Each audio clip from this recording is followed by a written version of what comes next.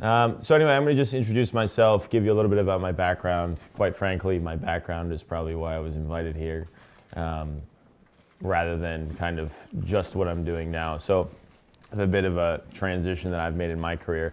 And then I just kind of want to walk through what I'm doing now. And quite frankly, as I've been thinking about it, what I'm trying to do now is very applicable in a very general way, in a very generic way. And I think everybody can kind of gather some thoughts on that. And I really would love to hear some ideas from all of you and just kind of discuss things at the end. So as I'm talking, feel free to ask questions. Obviously, it's a very intimate group and it's very easy to talk in here. So if you have questions while we're going, just ask. Don't wait to the end because you might forget or it might not be relevant at that point. So my name is Dan Giusti. I'm a chef. I spent the majority of my career working in fine dining, kind of back and forth between fine dining and other types of restaurants, but nonetheless a restaurant chef. I started cooking when I was 15, kind of a standard traditional story. I came from a big Italian family, got interested in cooking, started cooking. It was the only job I ever had. When I got into cooking, I was never really into maybe fine dining or chefs because I didn't know anything about it. I didn't come from a well-off family, so we weren't like going out to eat. I'm sure most chefs grow up that way, just the same. But when I got to culinary school, I went to the Culinary Institute of America. It became very much about fine dining and very much about kind of chasing the stars and all these accolades and all these things. So I went to CIA. After CIA, basically to make that part of the story very short, from that point until I was about 28 years old, I was searching for about as high as I could go. I ended up at Noma, this restaurant in Copenhagen, which at the time that I was there was on this list, which of course, who knows if that list makes any sense, but on that list it was the best restaurant in the world for a few years running. And quite honestly, I went there because I wanted to see what that meant. I was very interested in the food, don't get me wrong, but I was very interested of how do people operate in a place that's regarded this high. And I went there for a couple of weeks and I loved it. And it kind of, it was exactly what I thought it would be like. I've never seen a group of people that were just so relentless. Every day they showed up, it was like the finals every day, lunch and dinner, doing the best you can to impress the people that flew in from San Francisco for lunch, you know. And so I went there for 2 weeks. I came back to the job that I previously had in Washington, D.C. I quit my job and I moved to Copenhagen without any promise of a job. Within a year, I was offered the head chef position, and then I stayed there for 3.5 more years. So I got to this point in my career where finally, I think for once, I had confidence. I think for the longest time, I was trying to figure out like where I stood in the world of chefs. And at that point, I realized that I could do it. You know, I could cook, I could hang at the highest level, and again, it gave me a lot of confidence, and it gave me the idea. I was like, this isn't even what I got into cooking for. I was like, what's the next step? So after being the head chef at Noma, I was like, well, where am I going to go now? Am I going to go open a restaurant? And quite honestly, too, I was like, I'm not going to go open a restaurant that is as successful as this restaurant. The likelihood that I would do that is slim to none. So for me, I really got to thinking, and it was this idea of what can I do and what do I want to do? What I will say is working at Noma really opened my mind to big ideas. Even though that is one restaurant that feeds 80 people a day, 5 days a week, and it's feeding this group of people that really have the means to do whatever they want, it still makes a lot of impact, and it still thinks big and it thinks large, and everybody who shows up there every day works really hard to try to make things happen. So that definitely inspired me to have the same kind of idea that whatever I would do, every day I woke up, I would need to be super stressed out to really try to make a difference. I mean, when I was there, it was like, every day you woke up, I mean, I couldn't tell you for 4 years, I felt sick every day I woke up because I was so nervous because it was such a big deal. But I've come to actually like to live my life that way. And when I first got back from Copenhagen, I was still trying to figure this whole thing out that I'm doing now. And in the couple months that I wasn't really working and doing this, I really suffered from anxiety. I had a panic attack. Like I need it. I need that feeling where I'm very nervous about something. Otherwise, I start getting nervous about things that are out of my control. So, which is never a good thing, and there's plenty of things to be nervous about these days. So, nonetheless, so I got this point, and one thing I knew is I wanted to feed people.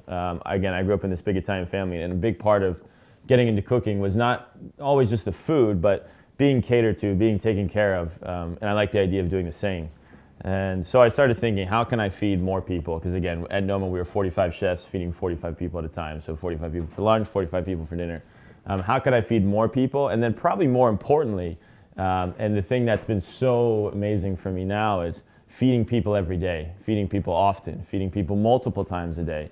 You can really have a huge impact on their lives. When you're feeding someone once in a blue moon, there's not many restaurants out there that people are really eating there that often. I mean, there are the few community restaurants where people do eat more often, but in institutions, whether it's a hospital, whether it's a school, you're feeding people on a daily basis and you're feeding people often. So for me, that was super exciting. So I started getting to thinking about this idea of institutional food. Now, of course, there's no one out there when you're 18, 19 years old who goes to culinary school and says, I want to be a chef in a hospital, or I want to be a chef in a senior center, or whatever it may be.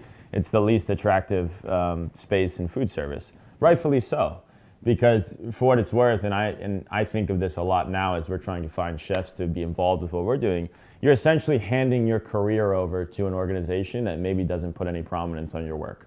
So I'm a chef, I care about food, I'm not going to go put my career in the hands of a school district that could give a shit about me. And that's it.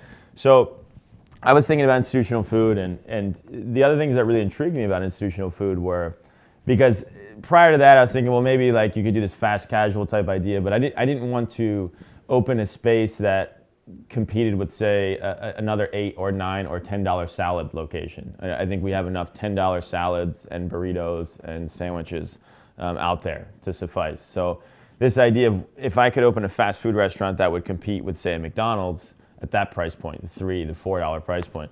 But quite frankly, it's very hard. Obviously, if you're a chef, you understand the economics of that and trying to figure out how you can make food for that little when you have all this infrastructure to support it. So it's difficult to compete with them. So then quickly I moved into the idea of institutional food, but because the idea of cooking food, for example, like making another salad at $10, $11, making another burrito, making another sandwich, to me, like I hate to say it because there's a lot of companies out there that are doing this, that are very responsible, they do a very good job. The fact of the matter is we have a lot of waste, tons of food waste. So I don't really understand where that kind of genre of food serves any purpose. It just doesn't. Like we just don't need another salad option for lunch. Like we just don't need it. So that's where I went. I was like, I don't like the idea of being very responsible because my idea was I want to feed lots and lots of people. So if we're going to do this, how can you do it in a responsible way? So back to the institutional food idea. The thing that's super amazing is that the food is already being produced. There's tons of food being produced out there already in institutions, and it's lousy. So it's already there. You're not making any new food. It's already being produced. There's all these kitchen spaces out there that are either not being utilized or very much underutilized. I'll talk more about that and how that works in our model now, but think about if you've ever been in a school. I'm sure a lot of you haven't visited maybe schools in a while, but if you go to a school at 1:30 in the afternoon, there's nothing happening. It's empty. And these days where people are building all these like kitchen incubators, they're building kitchen spaces, yet in any city you go to, small or large, there's just empty kitchens. For example, in the town that I live in now, there's 6 schools, all with full working kitchens, in a tiny town that were just never used before. It's crazy to think that. So again, you're fixing food that's already there. You're kind of taking these kitchen spaces that aren't being used, probably are improperly run and also improperly organized and not maintained very well, and kind of improving in all those areas. And then one of the most important things, you're taking a staff of people who've been employed there for a very long time, but they're not trained. So you just have all these people. So everybody out there is looking for good chefs. Everybody out there is looking for good cooks, but nobody really wants to train anybody. Everybody just wants someone to show up off the street and be just like a hotshot, which I think is bullshit because quite honest with you, if you run a restaurant and someone can show up off the street and be a hotshot in your restaurant's probably not that good, right? It should take them time. It should take training.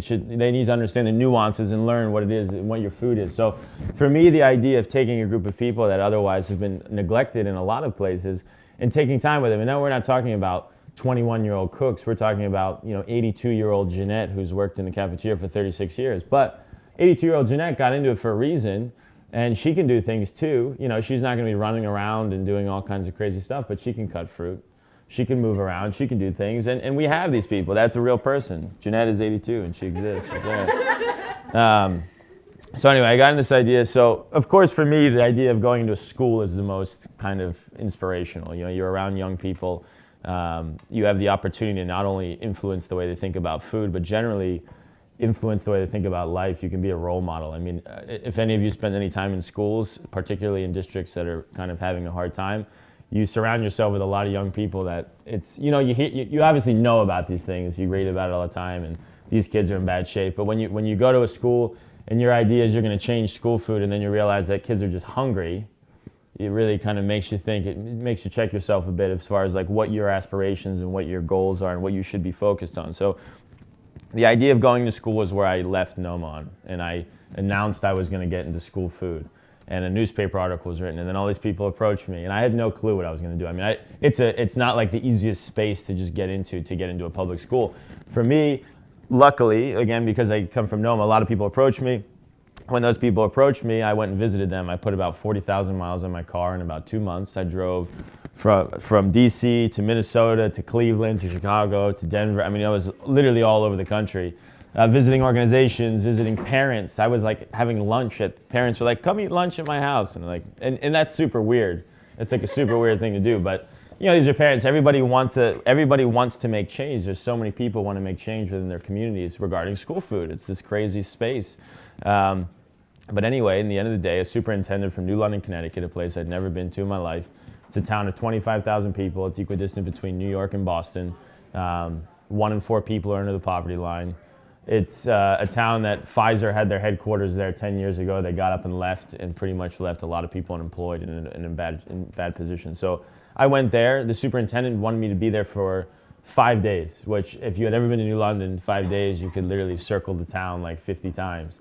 But 5 days he had me there, and I met with the leaders of local colleges.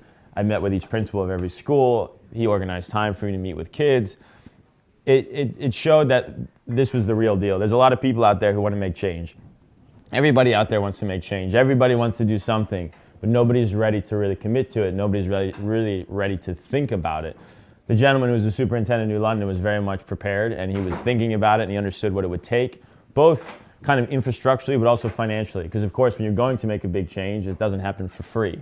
And I think that's another big problem in this space these days, is that everybody's afraid to look for money. You need money. You need money to make these big changes. If you do something like this on the cheap, you're not going to make a big change. If you're going to make a big change, it takes resources, and they're out there. It's just a matter of allocating them well. So anyway, I ended up in New London.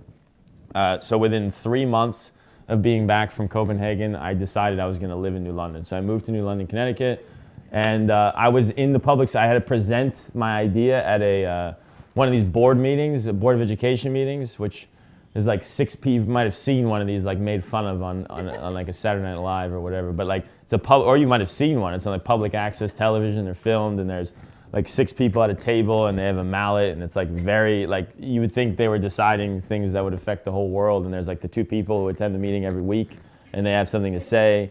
And I was so nervous, and I had like spoke to groups of people before. I was so nervous in this meeting. Anyway, they approved it. And the next day, and this is important for the rest of kind of the talk today, is in the New London Day, whatever newspaper online, there was 68 comments, all negative. Why are we spending this money on this to put chefs into schools? Because that's what we were planning on doing. We're putting chefs into schools. And for what it's worth, it was going to cost them about $400,000 of extra money to put a chef in school. For a school district of 6 schools, it's a lot of money, and that's taxpayers' money. It's taxpayer money in a small district that has very low taxable income because it's all colleges and hospitals, so there's not a big tax base. Nonetheless, all these comments, now 68 comments on like any article anywhere is a lot, but the New London Day, it was making me wonder like who these people are and what are they doing. But one point that will always stick out to me is, and I think it sums up all the comments, is why don't we just send our kids to school in limousines? Because for them, they built me up like this big-time chef, and it's like, well, this is crazy. Why would we spend money on that? It's extraneous. It's a luxury. It's not a necessity. So that's how we started off in New London. That was 6-7 months before we actually started in September. So that was sometime in March. So we spent the whole kind of rest of the spring, summer preparing. We started looking for chefs to hire. We got lots of applications again because I had been at Noma, so a lot of people thought, this is really cool. Let's work in school food. Well, quite frankly, working in school food is very hard. The landscape is filled with a lot of people. Some chefs are really great. Some chefs aren't so great. Unfortunately, a lot of the chefs who apply are the type of chefs who are looking for an easy job. The type of chefs who are kind of looking for, the weekends off and the summers off and all these things. And it's like the opposite of what we need, actually. I would equate the jobs that we have now in schools in our district harder than anything that I've ever had, because it takes a lot more out of you. You can't just put your head down and cook. You can't just scream at people. You can't just yell at people. You can't just demand things happen. I mean, quite honestly, when I was at Noma as the head chef, I would say things to people that I would never say to them anymore. And I wouldn't hesitate. It didn't matter. Nobody cared. Nobody would flinch. In fact, things would happen in kitchens when they anticipated I was coming into the kitchen. I mean, things just happened there. It was easy. People would run. You know, now you're in a kitchen where you're working with a group of people that you have to manage. You really have to manage. And management is something that has almost gone by the wayside in professional kitchens. And quite honestly, the higher you go, the less professional it is, which is kind of the opposite of what it should be. Because you can become less professional. It's like a pirate ship. Like if any of you have ever worked in a professional kitchen, or like, you know, it's funny, everybody jokes about the whole like Gordon Ramsay thing. Well, I'll tell you what, if you've worked in a high level kitchen, it is not uncommon to hear things said. I mean, granted, he says it in a funny way, but to hear these direct comments that are just horrible. And it's just a terrible way to work. So anyway, we're looking for all these chefs, and after about 400 applications, we hired 2 people. And maybe that was me, and until this day, I'm still trying to figure out what is that perfect person for this job. But to be quite honest with you, it comes down to about 60% character, 40% cooking ability. I mean, at the end of the day, we have to be very clever. We have to be very resourceful. The way we cook in the schools is difficult, and I'll touch on that and how that works. But more importantly, and I think the kind of the conversation today is more about this because it is the most important thing.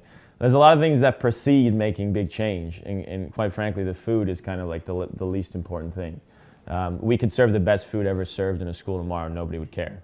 Quite frankly, 80% of the kids would probably hate it. Parents would actually complain as well. It's true.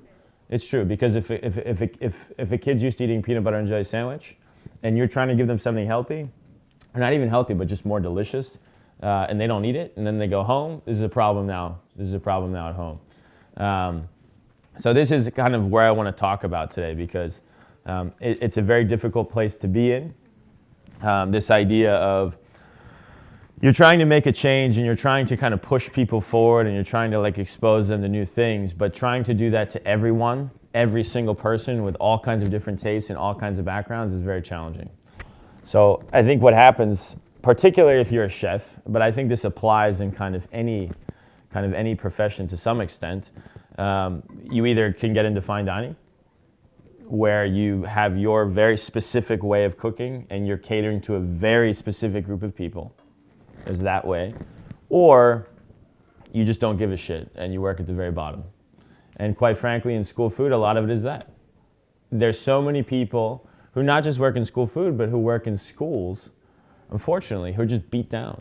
They're just beat down. Because they spend their whole day, and in their hearts, they're trying to care for these kids. They're trying to do what they know how to do for these kids. But no one's ever happy. No one. Kids aren't happy. Kids don't appreciate it. Parents don't appreciate it. Some parents want this. Some parents want that.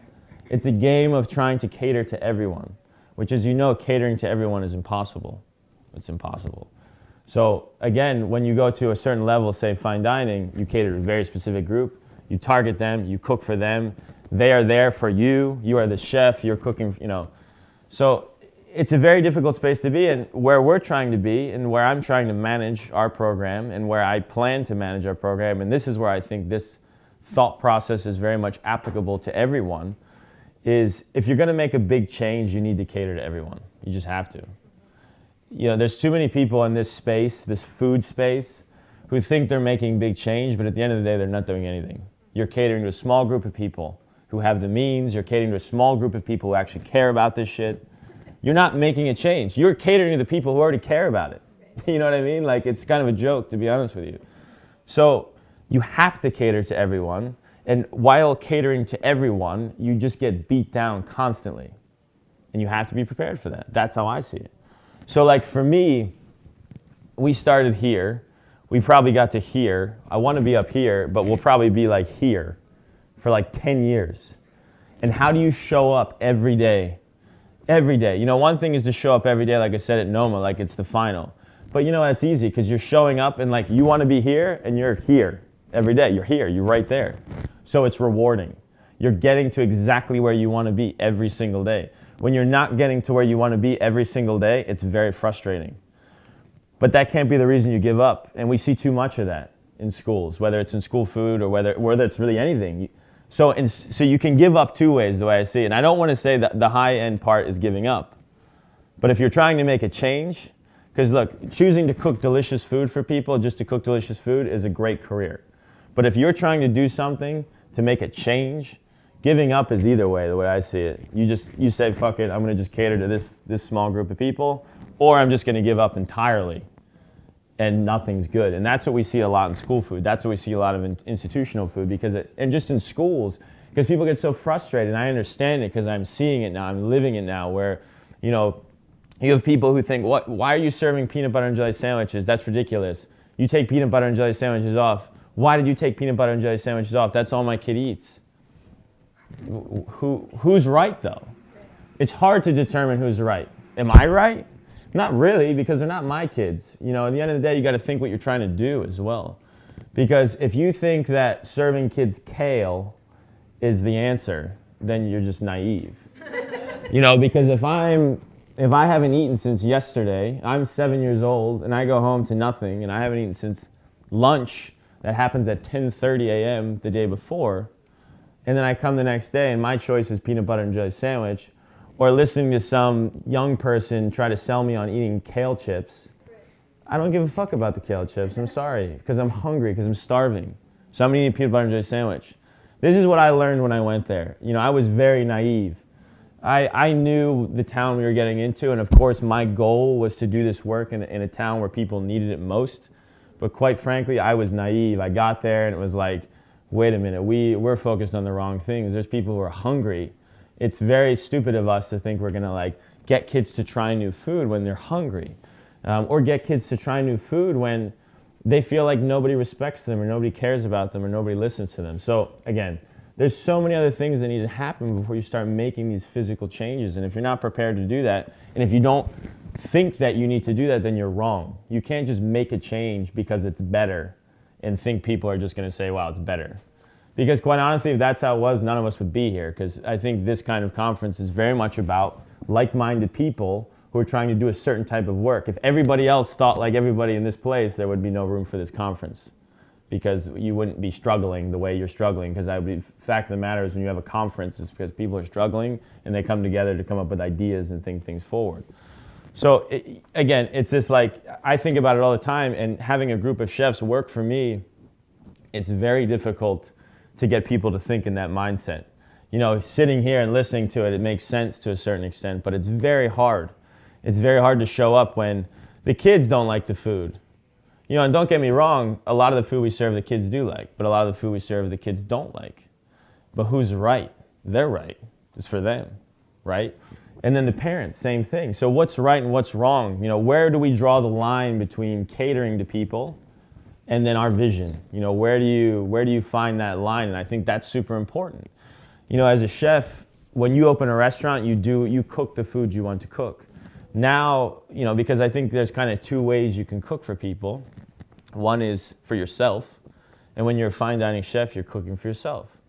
At the end of the day, if you're a good chef and you're cooking for yourself, you don't really worry too much about what people think about your food. You just don't. You don't have to.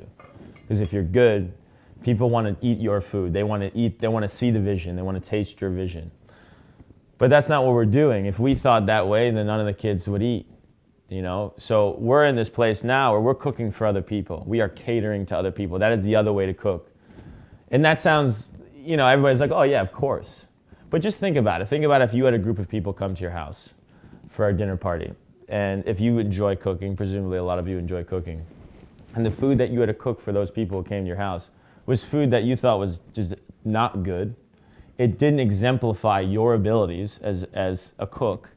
It wasn't with ingredients that you respected, and they weren't sourced in a way that you respected. In fact, it was against everything that you ever knew about food. How would you feel? Terrible, right? So, I have peers who come and, they see what we're doing. Or people ask me, and again, this is a very naive question, oh, do you use all local and seasonal food? Because I came from Noma. I'm like, all right, so you clearly don't understand the situation here. So just to backtrack, this is kind of a misconception of the whole National School Lunch Program as well. So this year, the reimbursement rate for a lunch is $3.31. So if we serve a lunch that meets the USDA nutritional guidelines, which is an 81-page document, we get $3.31 for the government. That is for food, that is for labor, that is for utilities of the kitchens, that the food service program actually pays the school. That's for maintenance, that's for everything. It's a self-sustaining program. So in most districts across the country, the food service program is self-sustaining. So what does that leave you with? That leaves you with $1.25 for food. The way it works is you have to offer 5 components. You have to offer a protein, a grain, a fruit, a vegetable, and a milk. Yes, you have to offer milk. It's very political, this whole space as well. Milk in New London, a carton of milk costs us 27 cents. So by offering that, we are down to 98 cents. We have 98 cents to serve a meal. So those of you who do grow food or understand prices of food, or for that matter, you buy food yourselves or go to the supermarket or understand anything about food, which I hope you do, 98 cents is not a lot of money. So that's what you're left with. So you want to talk about local food, seasonal food. Can you do it? Sure. Very rarely. If I told you that most of the apples that we get in Connecticut during September are not from Connecticut, they're from somewhere else, that's the truth. That's what it is. There's a lot of crazy things that we have to do. There's a lot of reasons that chefs are not in this game. There's a lot of reasons that chefs who've gotten involved in this have gotten involved with it and left, or have gotten kicked out of it, if you will, because they go in with this mentality that they're going to do what they want to do. Well, that doesn't work. And it's not about you. It's not about me. It's not about the chef. It's about the kids. And there's a lot of reasons that chefs, again, don't start into it, because they can't start at the point that they want to be at. Because a lot of us, I think by nature, you don't want to get involved in something where you can't just do what you want to do. But then that deters people from ever getting started anywhere, in anything. And that's why this whole space has been perpetuated the way it is, because the people who really understand food and really know how to make changes, maybe like chefs or even other people in the business, they don't want to get involved in it. They don't want to touch it. Because that means that as a chef, I'm going to have my chef peer friend show up and see that we serve peanut butter and jelly sandwiches. And I'm embarrassed by that. But I'm not. I'm not embarrassed by it. And it's easy for me to say maybe because I was the head chef of the best restaurant in the world and I could give a shit. I'm serious. I think it's easy for me sometimes to say it to the chefs who work for me. Look, you have to be confident in this. We're doing the right work and we have to stay true to what we're doing. We have to cater to the students. But that's an easy thing to say, but you do. You need to be strong. You need to stay on path. And it's not about, again, it's not about anyone else. It's about the kids. So we just, like for example, we just started doing this thing where, because we are trying to find a reward system for the chefs. Because imagine, again, we're showing up every day and it's like nothing's good. You have a good amount of kids who really enjoy the food. I couldn't tell you how proud I am. I don't want this to be a super negative thing. I couldn't tell you how proud I am of what we do and the meals we've created. Like it's actually unbelievable what you can create for $1. It's unbelievable. Like real food, real meals, some of which have become very popular with the kids. And maybe I'll deviate and say some of those things because it's a little positive boost here in an otherwise morbid conversation of the state of school food. But for example, like thematically, think of a lot of things, simple stuff too. For example, like instead of just serving whole fruit, we serve a lot of cut fruit. Like things that you've done something to. The difference between serving a piece of fruit that has a sticker on it and hasn't been washed versus serving a sliced piece of cantaloupe. Huge difference, right? One of the meals, for example, we serve is barbecue chicken. So it's bone-in, chicken thigh, skin on, barbecue sauce that we make, cornbread that we make, that we serve warm, potato salad that we make. Simple meal. It costs us $1 to make. Everything's made fresh. You know, focusing on the basic things. Making cornbread, serving it warm.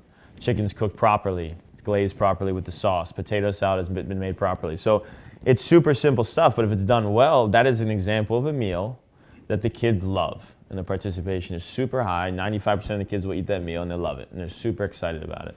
There's ways to do it. We've created enough meals. We probably have 8. I know it doesn't sound like a lot, but 8 meals that kids really love, and we make it for 98 cents. And for what it's worth, it's our 14th month, 15th month, navigating a whole bunch of other stuff. It's very promising, very promising. There's a lot you can do. But again, it requires the people who know how to do these things to get involved. And in this case, it's chefs. And again, to get chefs who are very motivated in their career and still like in it and actually care about what they do, It's hard. You know, a lot of the applications we get are people, again, who are just looking to cruise. Our chefs working 14 hours a day right now. I'm not happy about that because I didn't create this company to have chefs working on. I was hoping it would be a quality of life thing too. But quite frankly, it doesn't matter, and they don't care because we're doing something that, it's true though, like nobody cares. It's about like making a difference, and they see if that's what it takes, then that's what it takes. So anyway, that's kind of where we are now. You know, we're there. We're there. That guy was scared, like he's gonna get people in. Like, oh shit. You know, we're cooking food, and what we do is like super simple. You know, we cook from scratch. We went from all processed foods to all scratch-made foods, and there's like so much logic to it. I mean, there's nothing innovative as to what we do at all. I mean, yeah, sorry. So how many employees have you kept on from? Every single one. Yeah. So We didn't displace. So you're talking about this. So the way our model works is that we put chefs in the schools, and all the staff that was there previously stay. yeah. So Yeah. that's a ton of training. Ton of training. Yeah. People who are used to like heating up food. Right, and it's not just training. More importantly, again, back to what I was saying, is like this, you know, relationships are kind of the things, and not just relationships with the students, your customers, but, you know, all of a sudden you quadruple the workload. Right.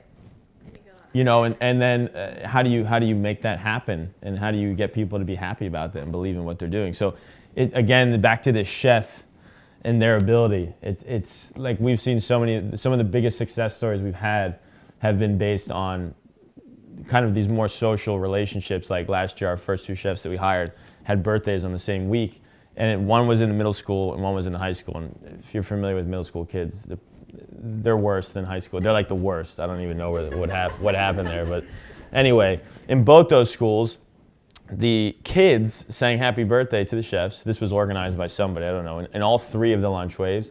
And the staff of people who don't make much money, who don't have that much means, bought gifts, baked things for the chefs as well. To me, that was like, we're doing it, right? Like you can say the food is a success story, but that to me is a success story. And I think that's the problem with a lot of people's approach to making a lot of these changes, is that it's not so much this final product. Like if people believe in you and what you're doing, then you'll figure it out. Like it's not that hard. So you've had good retention then. I mean. Yeah, I think out of 70 employees who, when we started, 2 quit, which is really good. Yeah. Is great actually. And don't get me wrong, is like everyone thrilled? No, you're gonna have. I mean, the fact of the matter is, in a lot of these places, you end up with a couple people that they've just been cruising, and that's why they kept that job. They get paid a decent wage, so they stay there because they don't have to do much. Now all of a sudden, you know, we have to hold people accountable for the work that's happening. We have high standards. A lot of people embraced it. You have some people middle of the road, and then some people are like, you know, the ones that are grumbling all the time, but you have those people everywhere.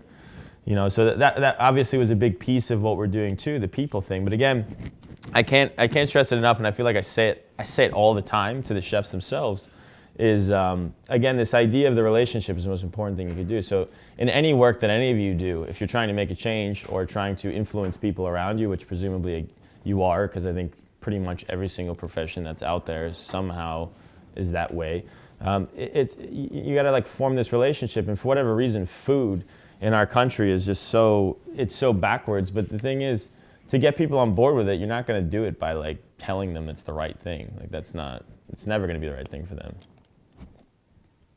Question from our live stream audience. Are the chefs paid at the same level as the food service directors?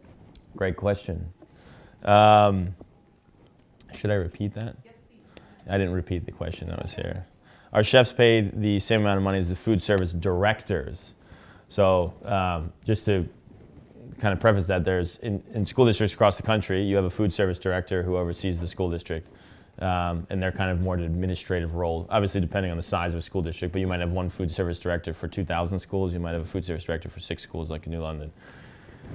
Then in each school there's a cafeteria manager. To me, that's the more kind of appropriate question, but the food service directors, typically, depending on the school, will make a decent wage, probably somewhere in the vicinity of like 60, again, if it's one school, a food service director might make $40,000.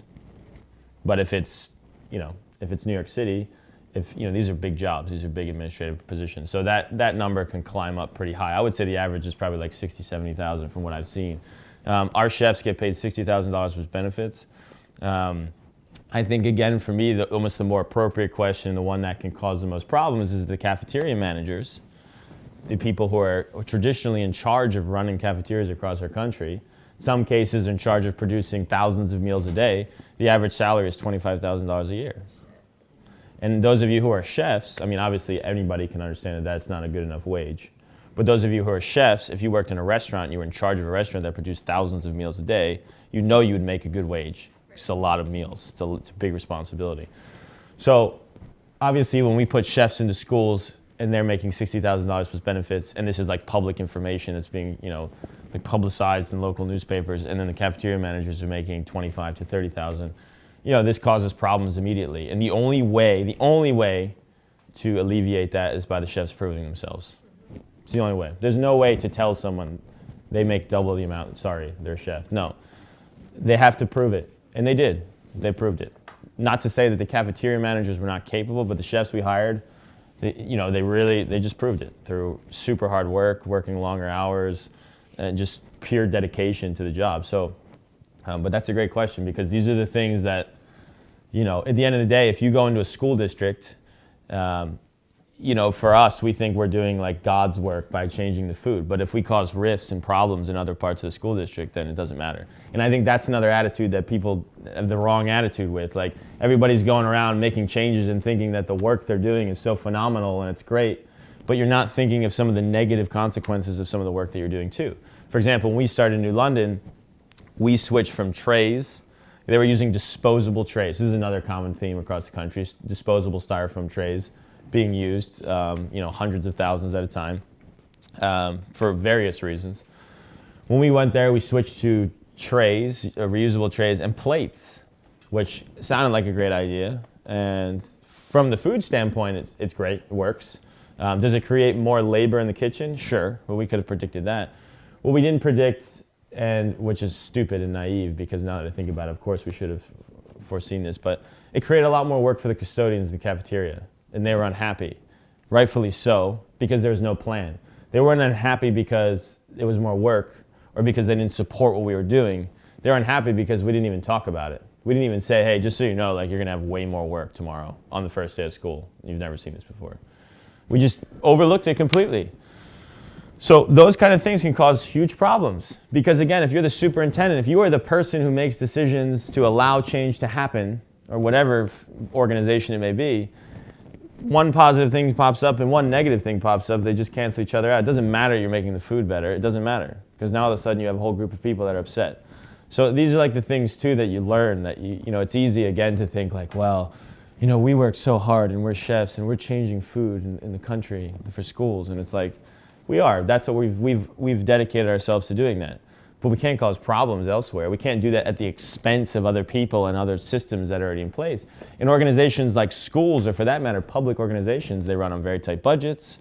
People don't get paid that much around you, so if you start affecting what they do, people are already working very hard for a little money. If you affect their jobs, I mean, there's so many things that you need to consider. And if you're not considering those things, the likelihood that you'll be able to, in my opinion, again, this is just my opinion after a year of doing this, the likelihood that you're really going to have someone who makes real big decisions, like they're going to allow you to come into their organization, I doubt it. If they see that you're going to disrupt things, I mean, in the end of the day, if you're a superintendent, you run to be superintendent. Like these things, these are elected officials. It's not a popularity contest, but it is. If you start upsetting various groups of people, then they're not gonna allow it. And of course, they should be protecting their people and their organization. So again, it's one thing to disrupt a space. Like, I think we are disrupting to some extent, but not really.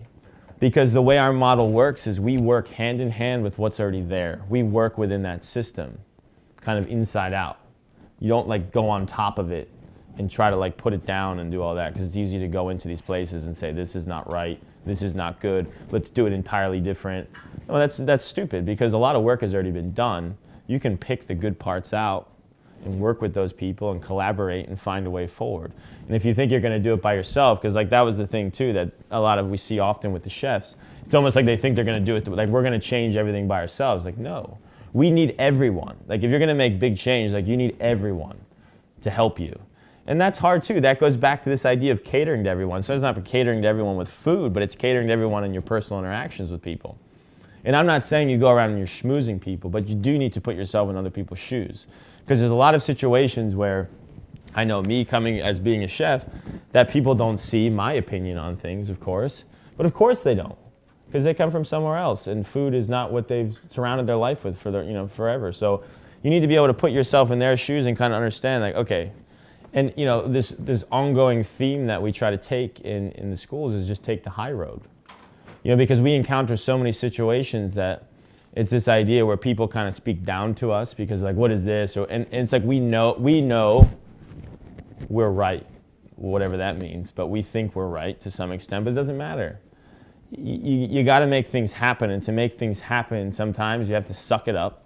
You just go along with it. And that's another thing that doesn't happen, like, in a restaurant. You don't suck it up. You tell someone to fuck off, like, if they're in front of you. That's what you do. You don't say, like, oh, you're right, I'm sorry. Like, when do you hear that in a kitchen? Never. Unless someone makes you say it, forces you to say it. Or if you're saying it to a customer where you mess something up. So, again, I know this is kind of a little bit all over the place, but the fact of the matter is what we're doing right now is like I'm in the middle of it. You know what I mean? Like I haven't figured it out. I don't have the solution for you here. The description of this talk was something along the lines of discussing the successes and maybe more importantly the failures of what we've done, and I think that's just right. There's a lot of things that are problematic about this space, but I will say is that in all of this, there's a lot of people taking attention to what we're doing. Some public organizations like USDA.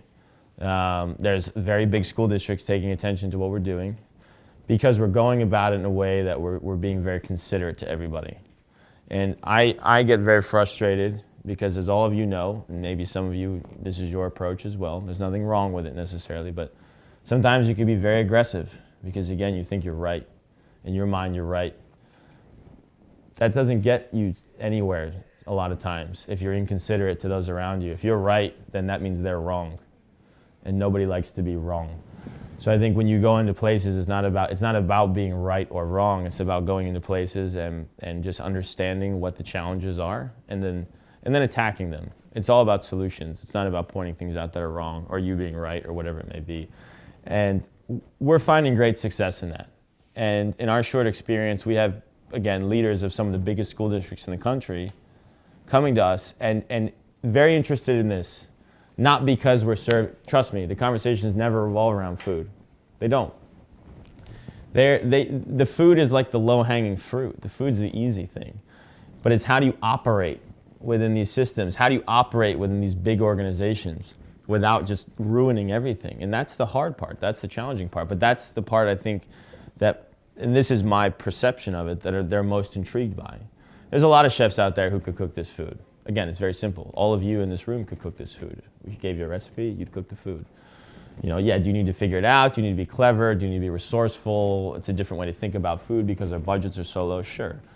But again, that's not the important part. So if you can apply that to all the work that you guys do, sometimes like focusing on the end product with whoever's on the other side is maybe not the best way to go with it.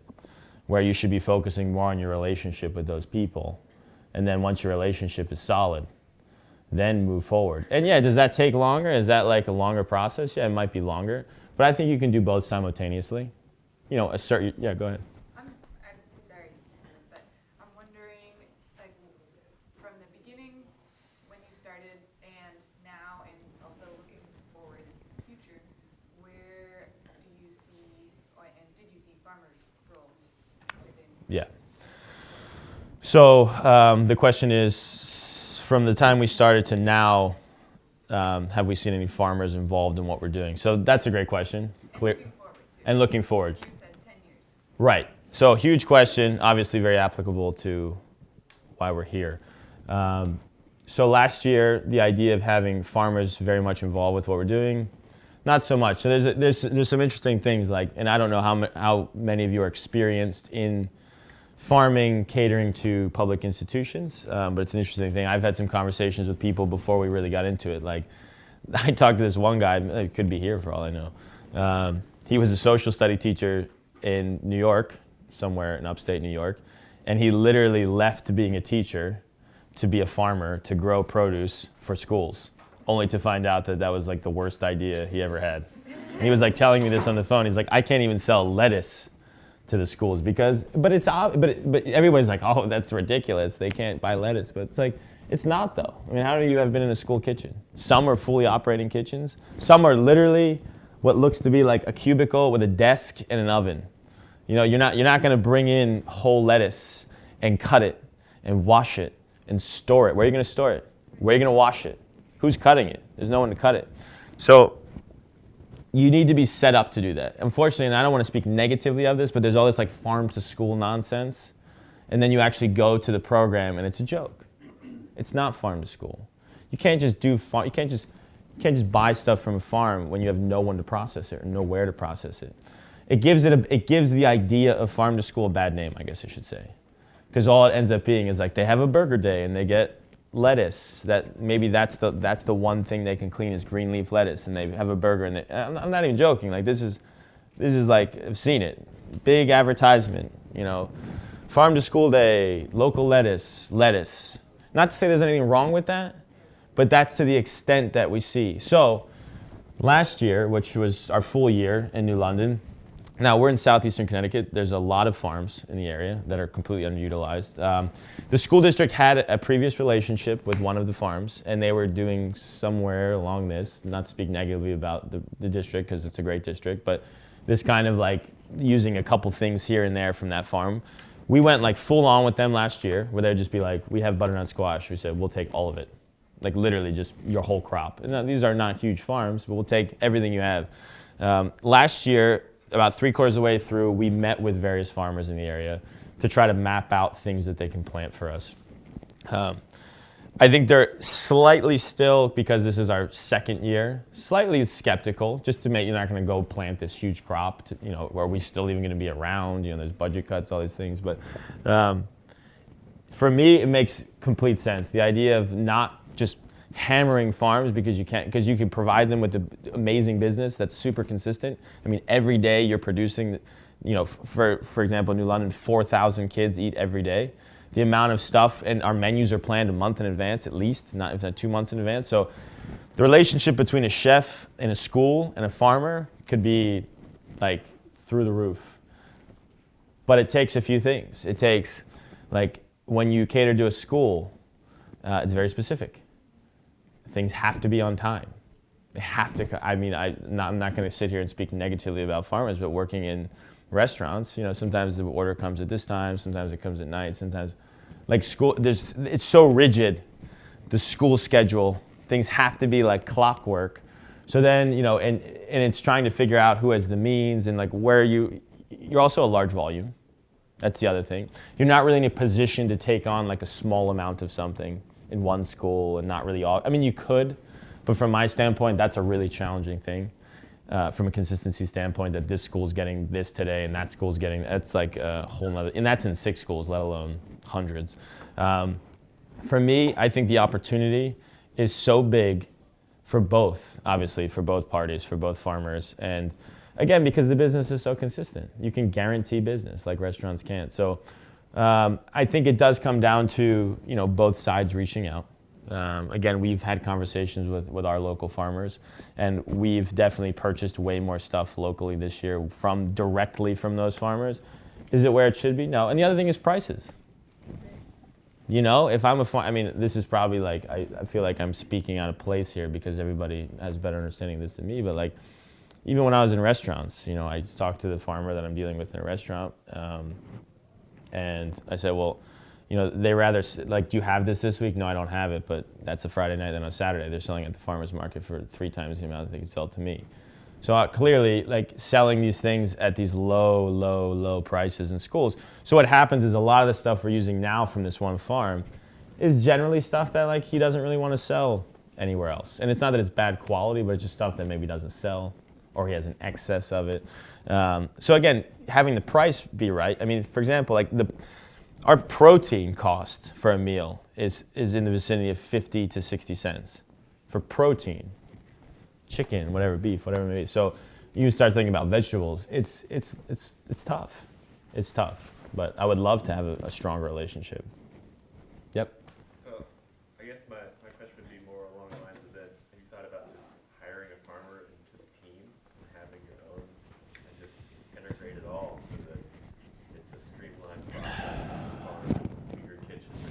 buying anything. The farmer is part of the team. That's a great idea. So the question is, have we considered hiring a farmer to supply directly to us?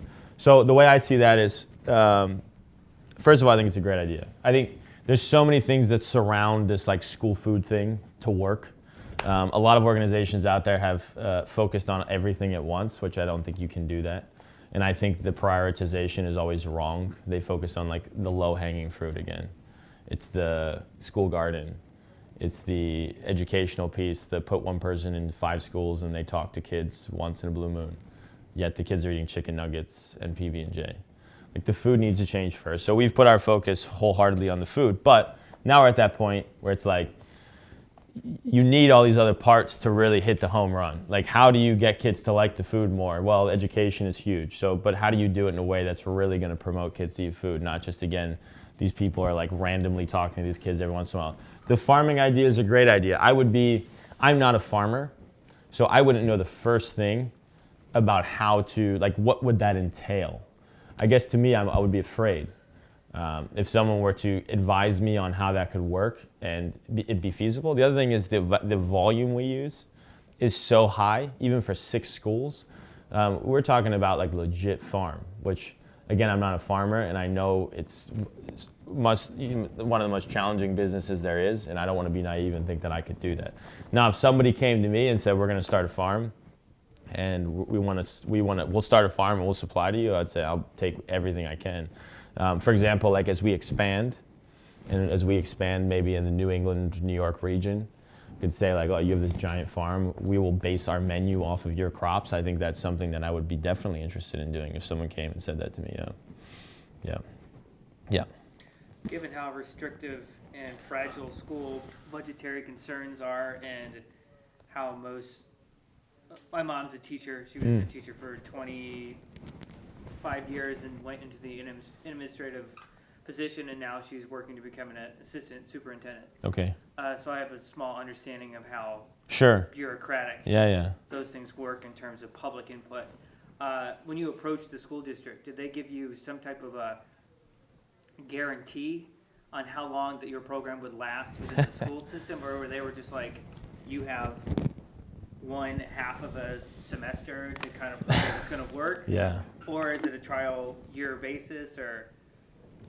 Yeah, so the question is, that's a great question. The question is, when we approached the school district, did they give us a guarantee, or did we sign a contract that guaranteed the term of our partnership? So, sure, we signed a contract.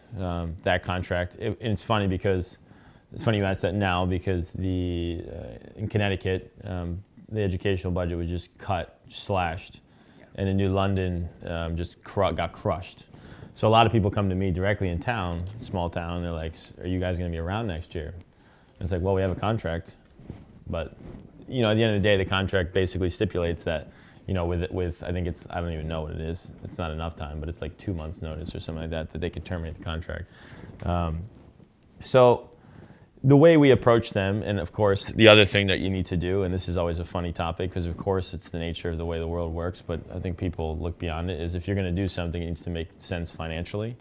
So the first thing we did is with the finance director in the school is show 3-year projection, where by year 2, this year, we would break even. So we added all this extra labor, but we made up all that money in various ways. So that was obviously a selling point. We said we're going to break even year 2. And year 3 we could actually be profitable. So that was the starting point. Came up with a contract with terms from there. We signed a 3-year contract. Again, if they want to cancel at any time, they could. That's also the nature of working in schools. To me, it would be really disappointing, obviously for many reasons.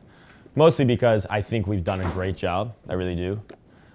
We've improved things. We've become almost like the silver lining of the community. Like, really have done a lot for the community beyond just the schools. But again, money's money, and at the end of the day, just like I've been talking the whole time, there's a lot of people in our community who love what we're doing, but there's probably also a lot of people who would prefer that money be spent otherwise. So it's hard to say. I will say that thankfully for us and for school food in general, there are a lot of districts out there to the point where I don't really know what to do, who really want to do this, and they're serious and they have the means, and there's a lot of great foundations out there who are partnering with school districts to provide the funding to do these things. So again, I think the nature of working with the schools is you just got to be ready for what comes at you, but you have to do everything you can to give them all the reason to keep you around. And at the end of the day, obviously the financial impact you make is huge. And on that note, I will say that, so we do individual profit and loss statements for each school, which is really cool. They never did that before, but really treating this like you would a restaurant. And out of the 6 schools that were in New London, 3 of them are breaking even now, as of October. We just got the numbers. So we're on track to do it. We're on track to break even this year, which is amazing. Which, as far as I'm concerned, if we break even, there would be no reason for them to get rid of us. If we have $300,000 or $400,000 deficit, then maybe there's a reason for them to get rid of us. So, yeah. So you're getting that set of price per meal, and that's what you're basing your profit on. Yeah. So the way we generate revenue or save money in various ways, like I told you, just switching from processed ingredients to scratch-made food, you save a lot of money. The amount of money we save in food almost offsets the cost of increased labor. The idea of using our cafeteria spaces and kitchen spaces for alternative things, quite frankly, those methods have almost become more for community initiatives rather than making money. For example, one thing that has gained tremendous popularity in our community, like really people look forward to it, is on Wednesday nights, we do a community dinner. So we invite the community in to one of our cafeterias. We don't decorate it. The people who come through the lunch line like the kids do. The meal is $5. We can charge $5 because the chefs who prepared are on salary. The space is free. So it'd be a meal that is, it's funny because this is actually kind of what I wanted to do for my initial business idea when I was trying to figure out how to compete with McDonald's. We're kind of doing it one night a week in New London. But so for $5, you get a great meal. Like last night we did, super simple. We did roasted chicken, like sweet potato, like mashed sweet potatoes, cooked kale, and we did like a pumpkin pie. $5 and a drink. Super simple.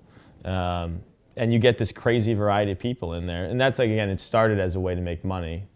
We shoot for 50% food cost, so it costs us about $2.50 to make the meal. But for example, now we've become like the hub for raising money in New London. So 2 weeks ago, the first one we did was for Houston. So we did a meal for Houston where we raised money to send to their food service program because they're feeding a lot of kids now for free in Houston after the hurricane. But our community is about 60% Hispanic, most of which are Puerto Rican. A lot of our employees are Puerto Rican as well. So we went pretty hard with that. We made like Puerto Rico Brigade shirts and we did a dinner. And we had 450 people show up literally in 30 minutes. Just sold out of food in 30 minutes. I mean, it's become this really great initiative. And I think that has what swayed the community on that first skepticism that they had when they first started. But it does generate money. I mean, it generates $1,000 every week, which in the world of schools, $1,000 is like a decent amount of money. It's just, so just to give you an idea, last year we did about $170,000 worth of catering that had nothing to do with what they had done previously. Because now all of a sudden we have these kitchens, you have kitchens and you have people in them. For what it's worth, I feel like the chefs that we have in our schools are just as good, if not better than every single chef in town. So why shouldn't we be able to compete with everyone? Like this summer, we were catering parties on beaches in New London, and it was kind of cool. And we could do cool stuff, and it's cool for the chefs too, because it lets them step out of the school food thing for a little bit. Yeah. I imagine that in those school kitchens, there would be a lot of cooks who have spent a long time working in a certain way. How do you prepare them to work with a chef, and how do you prepare the chef to work with those people without any resistance from? Yeah, it's a great question. So the question is really when you put a chef into a school kitchen with a staff of people who's not used to working with a chef, and then vice versa, a chef working with a staff of people that have never seen a chef, how does that work and how do you train them? And I think I would be lying to you if I told you I have the clear-cut answer that I could hand you on a piece of paper.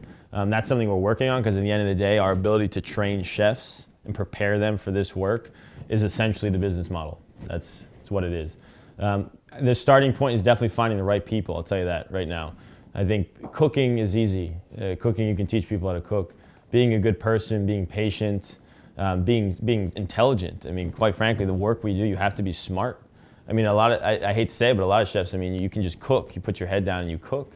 Here you have to, I mean, like we do recipes, we scale them up to 1,000. You're doing it quickly. Nutritional guidelines, you have to understand this, that, There's a lot of things you need to understand and then be patient and all of that. And someone who wants to teach, You know, as you probably know, working in restaurants, I don't know what happened, and as I mentioned early on, is that in restaurants now, nobody ever takes time to teach anyone. It's, again, you either get it or you don't get it, or you just get yelled at for like a few weeks, and then finally you get it, or you get yelled at and then you get fired, whatever it is. But it's like, it's rare to see someone like stand next to someone and really show them. And that's what we have to do. And, you know, at the end of the day, are there people that the whole thing just throws them off? Yeah, of course it does. But at the end of the day, everybody's just a person. So the work kind of takes a back seat, and it's like, okay, we all enjoy each other's company here. We like each other. We respect each other. And that's the biggest thing. I couldn't tell you. The best moments we have and the worst moments we have are very much rooted in that question. How is the chef getting along with the staff? How is the staff getting along with the chef? Because it can go either way. And, you know, in the end of the day, to me, it's the responsibility of the chef. Because we know the challenge we're getting into. So to blame one of the staff members because they're not quick enough or they're not patient enough, that's not good enough. It's, again, taking the high road. So that's a hard place to be too. You know, where, you know, I feel like in restaurants or really other professions, you know, the senior people can make comments about the kind of other people and say, the hourly employee, and say, well, the hourly employee is not doing their job as well as they should, so we should. That's not really the approach we take. I think the approach we take is we just came in here and just like turned these people's world upside down, and we need to figure out how to make it work for them. And I think that's another thing when you're the chef, like, you know, then it's like, oh, nobody cares about me, you know, nobody's like, but it's true though. Like at the end of the day, like, you know, if you're a chef and you're working really hard and you have like 2 employees that are really giving you a hard time, but like nobody's really taking your side on the matter, it sucks. But at some point as the chef, like that's what you're here to do. You know, and it's weird to go into a situation where you know all of the hurdles that exist. Like we know, we've mapped them all out. We know what exists in this space. So it's weird when you approach one of those hurdles to just like point it out and complain about it. Like it's there, you know it. Like, so you have, all of a sudden you're a little tired, you have a bad day, and the same thing you saw yesterday, you see it again, but this time you complain. And like, no, you have to be better than that. So that's why I say, like, back to this idea of, you know, a goal of mine is for like chefs who come and work with us. Who knows, maybe we'll have chefs come and work with us and they'll come work with us for a year, 2 years, 3 years, and then they'll go back to doing whatever they want to do. It's like this dream of mine to think that, you know, they might come work for Brigaid and work in a school kitchen for 3 years, and then they'll leave and go back to work in fine dining, and that will be like a benchmark of their resume. Like people will be like, oh shit, like this person's got their act together because they did this for 3 years. Because that's how it has to be. You know, and people ask me all the time, do I miss working at Noma? No, I don't, because working at Noma was like a vibe, was a feeling. You can create that same vibe anywhere you are. You know, it doesn't matter if you're at Noma. It doesn't matter if you just have to put the pressure on yourself. And a place like Noma, the food critics put the pressure on you. You know, the people who fly in from San Francisco for lunch put the pressure on you. In schools, actually, there's probably more pressure from all over, and it's constant. It's constant pressure. Nobody's ever happy. It's just there, so you need to be able to take it. So, yeah, but it's, again, like I said before, I don't have an answer to everything, and I think the question you ask is really the core of it all. Yeah. Yeah. Now that there's more of a learning or skill set in these kitchens for the school districts, have you thought of a collaboration between like the home ec style classes within middle school and high school to kind of work together and kind of offer ideas, you know, as a learning experience? So more of like a vocational experience. Yeah. So the question is, have we thought of kind of incorporating any vocational type classes for middle school or secondary school in general? Definitely. So there is a culinary program already in place in the high school. So we're trying to figure out, because it's tough. Like you come in and you do this, and you can't just show up and just say like, okay, we're gonna like just run this now. No, because they have their own program and it's cool, and they do a good job. But definitely, I think we have a few candidates now who just graduated from high school, and not everybody who graduates from high school is going to college, but they're interested in cooking, and could we take them on and train them? My goal, my ultimate goal, to be quite honest with you, would be to be able to take high school students, or for that matter, cooks, and train them up through our system and make them chefs. Or existing employees and train them up to be chefs. The idea of going and searching for chefs everywhere to do this work doesn't seem to make much sense to me. But especially if they're from the community. I mean, the goal for me would be that every school, wherever it is, that has a chef is a chef from that community. In New London, it hasn't been that case, but it's funny, we're starting to get very good applications. And New London is a small town, but of people from the surrounding area to do it. But back to your question, I think it's super important. and I see it less of a class, but more of really a vocational opportunity where we could take kids and they would actually work. Maybe not so much middle school, but for high school for sure, where we would literally hire them. Because we have some of our gaps in our scheduling is like at the high school is from like 2 p.m. to 5 p.m. where like things are finishing off, 2 p.m. to 6 p.m. where we could bring in a kid right as they get out of school and keep them in the kitchen for 4 hours and train them. It would be amazing. I mean, it would be such an incredible thing for sure. Yeah. Are there any other questions? I don't know, what time is it? 20 minutes. Okay, so we got 20 minutes. I mean, I keep going. I don't know if anyone has any questions. Yeah. Do the schools you work with also do universal breakfast and snack, or is it mostly just lunch? Yep, so we do breakfast, lunch, and supper, and snack. So we do everything, and it is universal. So again, we are community eligible. So the way the National School Lunch Program works, that if a certain amount of your students directly qualified for free and reduced meals, that you can opt into this program. So we do qualify for that. So every single kid in New London, if they eat a meal, whether it's breakfast, lunch, or supper, or snack, it's free. So you can imagine, again, what kind of impact you can have on a kid if they're eating 3 meals a day in your school. Not to mention if they're not eating any meals at home. You know what I mean? Because quite frankly, a lot of these kids, that's the nature.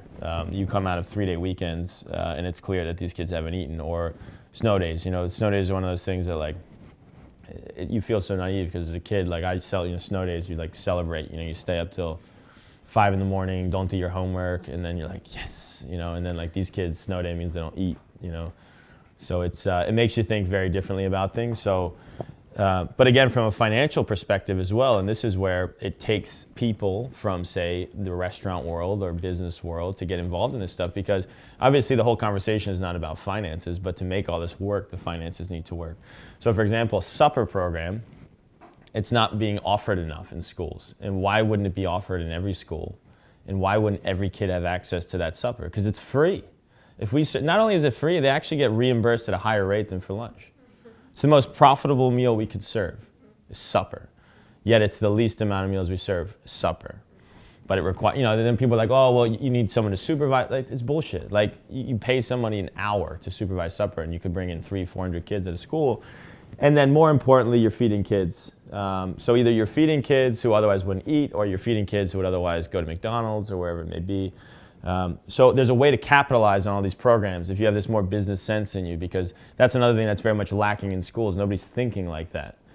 But it's a business. I mean, it's money. Money comes in and out just like anything else. So that's the end all, as we know, for everything. Is if money's there, you can do something. If money's not there, you can't do it. And people like ourselves here, that's not what you want to talk about. That's not the reason you do things, most likely. I don't think anybody's here who's trying to become rich in any of the careers that you have. I know I'm not.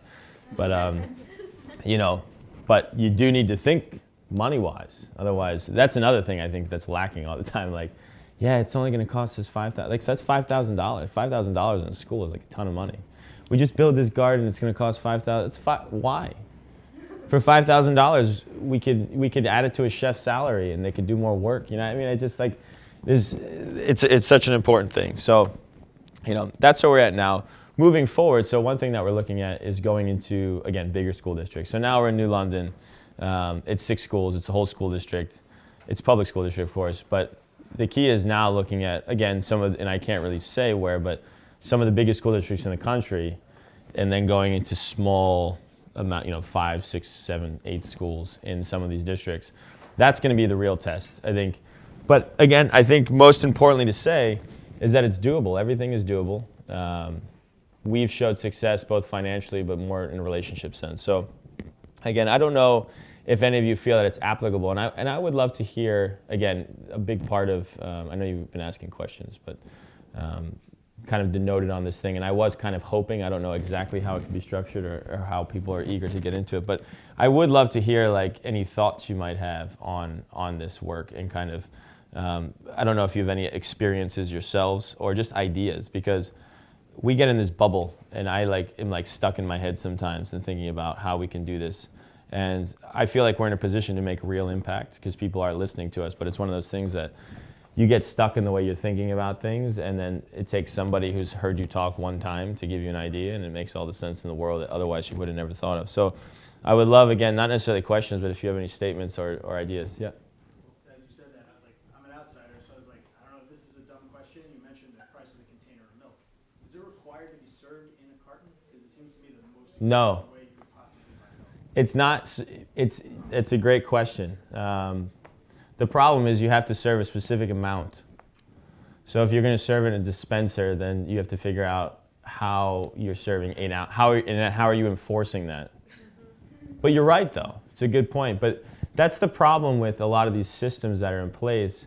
They don't really promote efficiency. In fact, they promote the opposite. They promote inefficiency. They promote food waste. I mean, they really promote food waste. It's actually incredible how much waste can be produced. But again, everything has to be so regulated that it's very difficult. You would have to, like, I know places do it, though. I know there's a couple of schools that do it, and I'd be willing to say that either they don't do a good job of it, meaning that like kids are not taking like the right amount because nobody's really paying attention, which for what it's worth you could probably get away with, or you have to essentially pay someone to pay attention to it. But I'll give you something, and I'll give you a little note on a little tidbit of fun fact here regarding milk. And this is the kind of thing that people hear and they get upset about. But so we have to offer milk. So because a lot of our kids like to drink water, and I never drank water as a kid. I don't think I started drinking water until like 3 weeks ago, and that's because I started to exercise. But we started offering water because the kids wanted it, and they thought it was like the greatest thing. On the first day of school, we had like water dispensers with like lemons and limes in them. And, like, I'll tell you what, in the high school, plates and serving water with lemons and limes in it was like, these kids were like, damn, this is tight. Yeah. So we started doing that, and then within a short period of time, we got a letter from a federal organization telling us that the water was too close to the milk. So we had to put the water in the cafeteria. It was in too close competition. It was deterring milk sales. In that vein, what do you see your role as in regards to policy change? So that's a great question, because Those are dumb policies. thank you. What is my role in policy change? Yes, some of the policies don't make much sense. What I will say, it's tough. I say you can't go around and just bash everything. You can't do that. Again, back to what I was saying. If you do that, nobody's going to want you, because at the end of the day, everybody's tied to someone, right? But how do you do it in a way that you're still going in and saying, okay, like this doesn't make any sense? The only way I think you can do it is if you have real answers. Because what I've come to find is that everything's for a reason, right? Maybe the water milk thing, not so much. That's just straight politics. But for example, the nutritional guidelines. I wouldn't say that they're great, but at the same time, I'm happy there are nutritional guidelines. There are a lot of people out there who are against the nutritional guidelines. In fact, the School Nutrition Association of America, who wanted the guidelines, is now against the guidelines, for whatever reason. So the guidelines are in place to make sure there's a standard of food, which I agree with. And that document is so lengthy and long, it's hard to follow and makes it very difficult to cook from scratch. But I wouldn't argue against it, because like that's a difficult, like if you start thinking about it, it's a very hard thing to understand. Like, how do you create those guidelines? It's very difficult. So for me, I've seen it. We've seen it from the USDA. The USDA has come to visit us in New London a few times, and they've been like super open-minded. And they want to see what we're doing, and they want to see how it works. It's very encouraging. I think now more than ever, strangely enough, because there is kind of like turmoil going on, and it's a little like probably no one's really paying attention to like food. It's probably the last thing that anyone gives a shit about right now. That maybe changes could be made. Maybe something can just be slipped in, like, oh, this makes sense, this is happening here. I would say that as much as I'm not like in my daily work focused on policy, what I am very much focused on is everything we do is that it would work everywhere. Everything we do, it's like this could work everywhere. This could work in any situation. And I think that would very much inform policy change, because if we can prove that this in fact is something that could work everywhere, then why couldn't it be policy? So I think, yeah, it's something I think about often. One thing we were contemplating starting to be a little more vocal about, because I think quite often a lot of lobbying and kind of vocalization in political ways is not specific enough. It's very generic. You know, people are like, oh, there's not enough money for school food and all that. It's like, and also too, kind of advocating for things that are never going to happen. Like you're not going to get like $6 for school lunch out of nowhere. Like people are out there advocating for that. Like when's that going to happen? If anything, it's going to go the other way. But like one thing is the way, for example, food waste. The way the guidelines are set up right now, they very much promote food waste. So we've had some ideas of how you could change it slightly so you'd have less food waste. And like, but I think if you like tackle more specific things, that's how you make kind of headway. And I think that's also much more challenging. I think the problem is everybody wants to make very generic, kind of sweeping statements, and you can't really back that up with anything. But if you're very specific, very direct, and the people on the other end can understand that, and you can give them very specific reasoning behind it and examples of how it worked, then I think you can make real change. What I would say is that there's been a lot of politicians who've been very, I mean, particularly in Connecticut, we've had congressmen literally just come to lunch without us asking them to. We just get a call and they're like, we're going to come eat lunch. And it's amazing. So to me, it's encouraging. As much as I sit here and talk about a lot of these things that are like, you know, a bit tough, it's not really the system so much as I think the people who are approaching and doing the work need to just be better. Like we need to be better. You know what I mean? Like we're the motivated people who want to make this change, want to make these changes.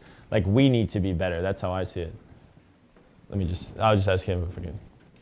I came in late. Sure. I apologize if you already covered this, but what type of farmers do you work with? And it's already been asked. Okay. And do you work with farmers who have a very diversified system? And Right. if not, what types of techniques could you use to encourage working with that type of farmer at the institutional level? Right. So Davis's question is, what farmers do we work with, and kind of who are they?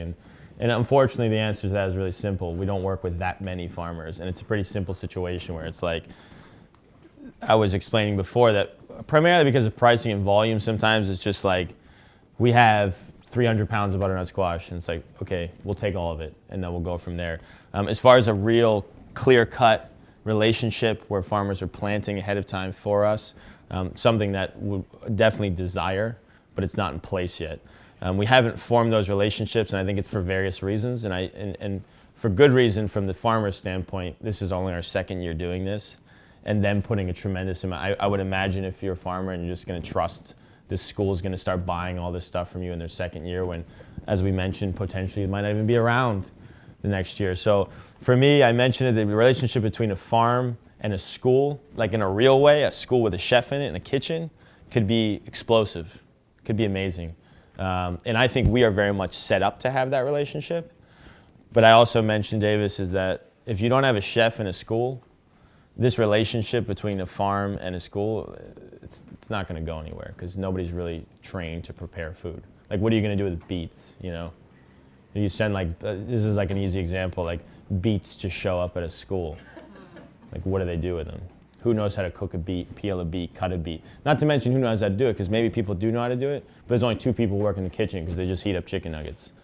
So there's no one to do it. Or they don't have a sink to wash the beets. Or they don't have a proper oven to roast the beets. So you do need a particular setup, but those setups do exist out there. I am a vegetable farmer who works in inpatient mental health in my off season. Are you creating a model that could kind of transition to hospital patients? Because I mean, it's a similar set of kids that are in like crisis. Yeah. I mean, yeah, for me, like I said in the beginning, this whole idea stemmed from institutional food in general. So the question was, have I thought about going into hospitals with this model? Definitely. And I think as much as I don't know by any means and have no experience working in a hospital and understand the nuances of working in a hospital, it is in the same vein of working with populations that need it most. So it's funny, in institutions, it's like populations that need it most. Sick people, kids, old people. They're the most in need of good food, very low budgets, facilities that are lacking, timing that doesn't really work for you as a cook, staff that doesn't, it's very similar in that sense. Obviously, again, the dietary constraints could be much more extreme and so on. But I would love to think that either what we do can transfer into hospitals, or what we do can at least encourage other people. Business setup, like numbers, just sheer numbers, like if it could be something that like looks attractive even. Oh, I think so. I mean, I think schools are probably, as far as business goes, about as least attractive as it gets. Yeah. So I think, as funny as it sounds, I think schools are really like, it's even hospitals. I think would be a better from a financial standpoint. Yeah. Yeah. Let me just. Sorry. I'm just curious, like, what are a couple other things that you're making, and how have you been incorporating kid or student feedback?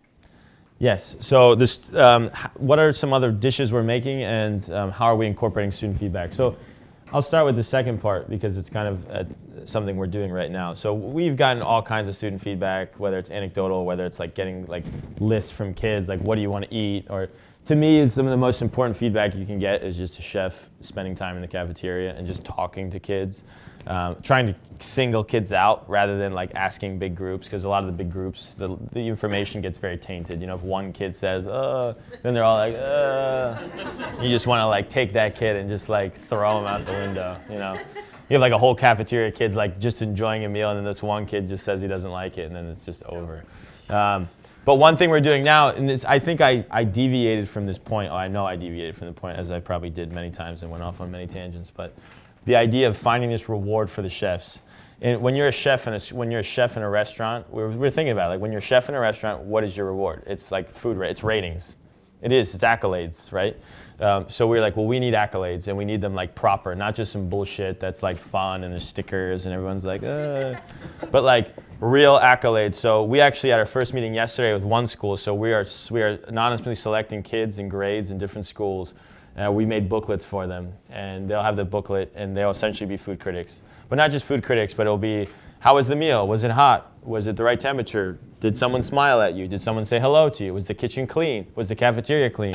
Basically, encouraging them to look at everything and understand everything. And obviously, we're trying to take kids who we think will be very thoughtful about it. And again, they're anonymous, and they will give us their feedback. And then there will be a star rating for each school. So I try to create as much competition as possible between the chefs. Because of course they're competitive people. So obviously if you have a 4-star rating or a 5-star rating, it's going to be a big deal. And as we expand, knowing where the best schools are, and that's going to reflect directly back onto the chefs themselves. So this is a much more formalized way of getting feedback, and then meeting with that group of kids every week to get kind of more qualitative feedback versus just like numbers, numerical things. So that's what we're doing. I think I'm very excited for that because I think there's a lot of things that it does. It involves kids more, they feel empowered, we get better feedback, we're seeing more, we get to it keeps the chefs on their toes all the time because they don't know who's coming. It's just a lot of great things about it. As far as things that we make, everything from chicken curry with roasted sweet, today was jerk chicken and roasted sweet potatoes, but like we make pizza, we make our own pizza dough though. But back to that. Like this is a good example of like the whole chef ego thing. Like we started when we came, we made everything from scratch immediately except for ravioli and pizza dough. And then we're like, well, we should make our own pizza dough. So we started making our own pizza dough. And we like it, kids like it, everybody likes it, but it's like, is it worth it? Like, is it really making a big difference? Like I like to go around and tell people we make our own pizza dough, and everybody's like, oh, that's really cool. Like you make pizza for 4,000 kids, you know. But at the end of the day, like with very limited resources being time, is it really making the difference? Should we put that time elsewhere? Is that an ego thing? Is that just like so we can just say we make our own pizza dough? So like these are the problems we have, but we make our own pizza. What are other things we do? So every day, just to give you an idea of the format of our menu, we have an entree that changes every day. So today it was jerk chicken with roasted sweet potatoes. Then we have a pasta dish. So we took peanut butter and jelly off the menu this year, which kids are like, there's kids who like literally that's all they eat every day. So we wanted to put something back on the menu that would stay the same for at least a week to make those kids feel comfortable who are used to eating the same thing every day. And then last year we saw that pasta was like this thing. So like we do, for example, today they did like pasta with bolognese sauce, and we do a warm roll. So we get rolls baked for us, so it's warm, it's like garlic bread. So they can either choose the pasta, they can choose the main entree. We do a composed salad, so there's a grilled Caesar salad that's in a container, or a sandwich. So today is turkey BLT. So those are the choices they have, and then there's usually at least 2 side salads, and then a cut fruit and a whole fruit. We took salad bars off the menu. Everybody talks, another thing that people promote across the country is salad bars. I'm sure there are people who run salad bars really well across the country. I didn't really see the value in a salad bar. I think the feedback I received from kids was that it's gross. A lot of kids, strangely enough, immediately were like, I don't like the fact that there's all these people around the food that I'm eating, which I can completely understand.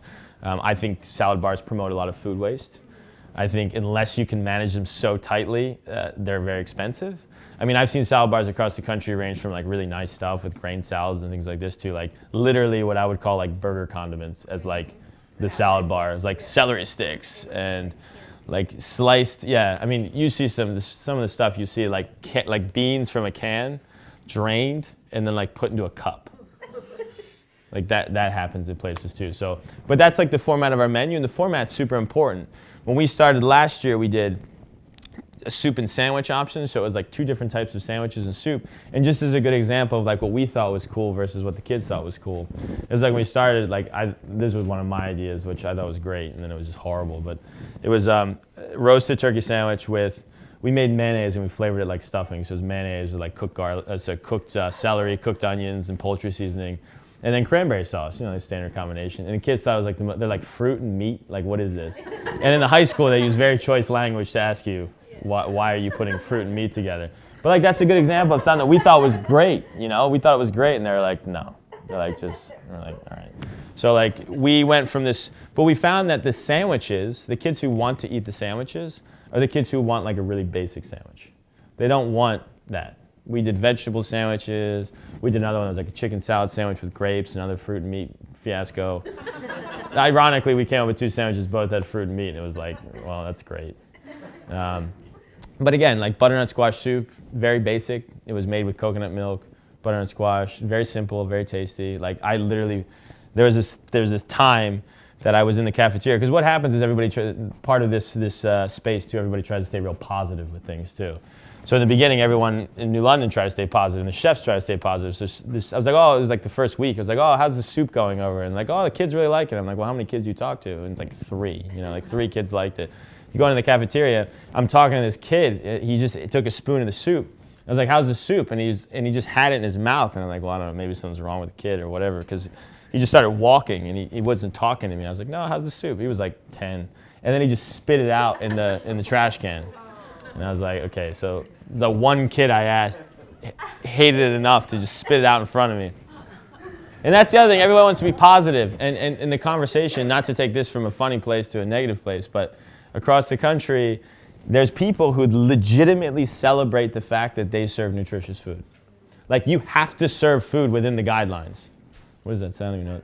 Okay. But you have to serve food that's in the guidelines. So like, you have to do it. But there's people who celebrate the fact that they do that. That's like the bottom line. We're serving nutritious food, no matter if they like it or not. It's like, that's not really good. But anyway, thank you very much. Appreciate it.